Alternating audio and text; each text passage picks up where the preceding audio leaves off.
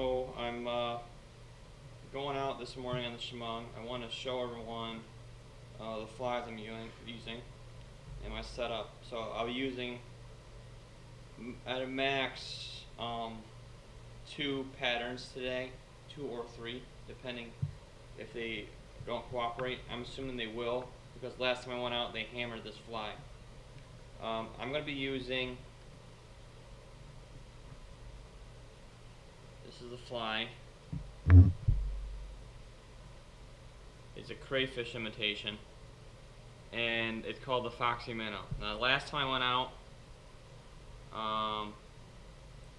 with that fly, at the end of the day, there's nothing left. It was just tinsel. They hit it so hard. It's already extremely warm outside. I'm not regretting the decision to come home and target bass, because I'm assuming it's just as warm, if not warmer, down at State College. Another pattern I'll be using if you know, I lose those, or I just want to try this out. This is another crayfish pattern. It's called Joe's Crayfish, after Joe Goodspeed, a notable fly angler. And this is his pattern. He's caught it on trout, carp, and bass. So I want to try that in the Chemung as well. If I lose my Foxies, my Foxy is my confidence pattern. Then third, if I don't have luck on the crayfish, I'll be using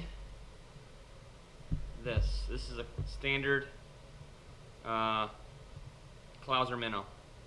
Again, all my flies for the Chemung have weight associated. I want to get my fly down and tick it across the bottom. Also, the way with the weight, if you strip on the fly in part motion, it has a jigging action. So that suggests, you know, injured bait fish or injured crayfish, and the fish key on that. They don't want a meal they're going to chase around. They want something that's on its way out. So that's my fly patterns I'll be using. Just fueling up right now, and gonna probably be on the water around 9:15 in the morning. It's 8:30, and like I said, it's already very warm out, so gonna pack some snacks and hydrate with some water as well. So hopefully we get into it today.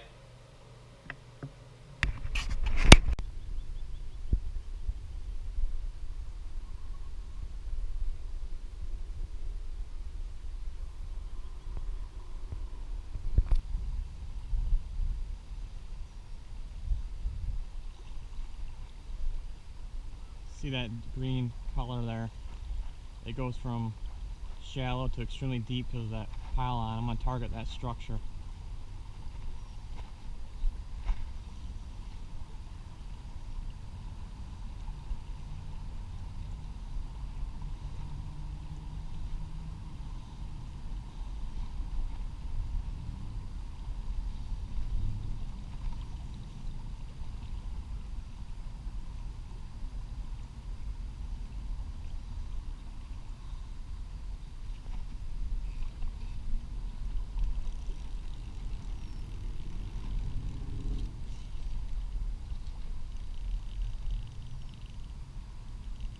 Right at that green seam.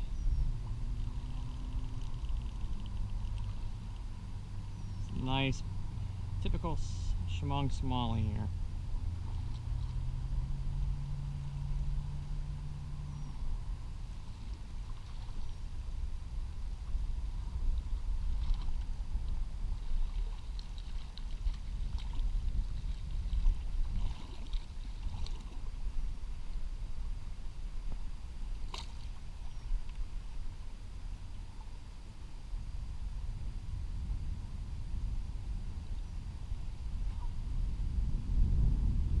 Typical Chemung smallie.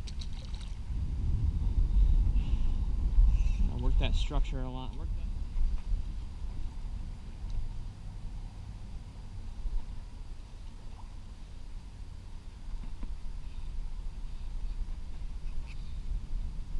Oh, that's a decent fish right here. Nice. It's a nice fish. It's a good fish here.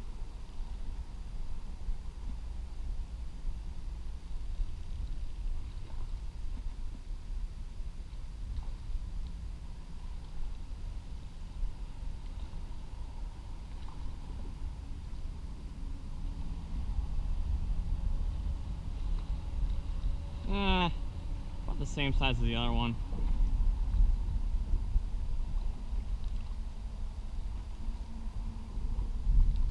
Boy, does he fight good.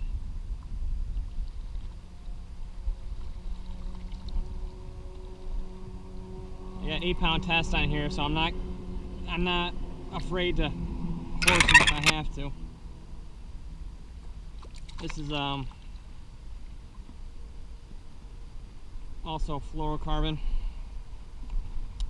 P halo line. I got mist green.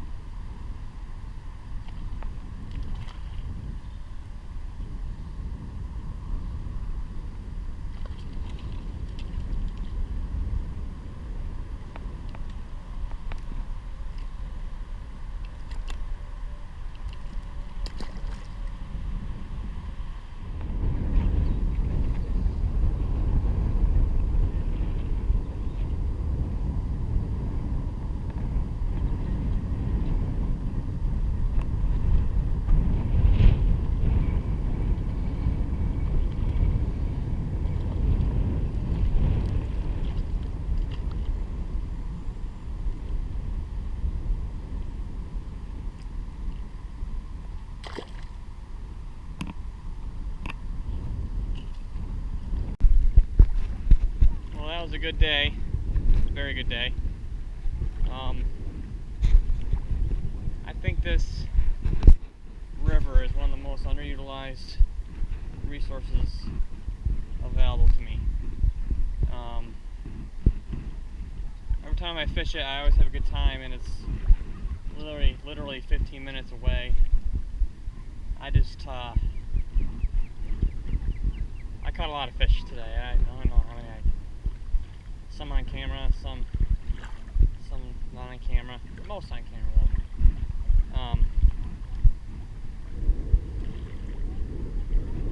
I'll take a picture of the fly. There's not much left of it. Fairly typical size of a smallie, 12 to 14 inch. You know, I maybe caught 2 or 3 north of that, like 16, 17 inches. I was holding out for a bigger one. I usually get one large one on an outing on here, but I didn't have anything like that this time. Typical 12 to 14 inches and maybe 2 to 3 16 to 18 inches. But I tell you what, smallmouth fishing, hell of a fight. Good fighting bird. I mean bird. I say bird. There's a bird of prey there. Good fighting fish. And in terms of behavior and holding water, not much different than a trout. I mean, I was targeting somewhat moving water. Even the pools, I was targeting areas that had a little bit of movement, a little ripple to the water. I'm thinking, you know, a little ripple breaks up the surface so birds of prey can't pick them off, and the fish have an instinct to survive, and they look for water that's moving or broken up, not like a sheet of glass. And also there's some synergy there with food coming down, so I was targeting that type of water, and that's where they were. So I'm sure if I had, well, I used the entire day to fish. I mean, I had a lot of fish, you know. Good time. This osprey is trying to pick off something. Oh, I'm by its nest. That's why I need to get out of here. I'm right by its nest. It's getting pissed off.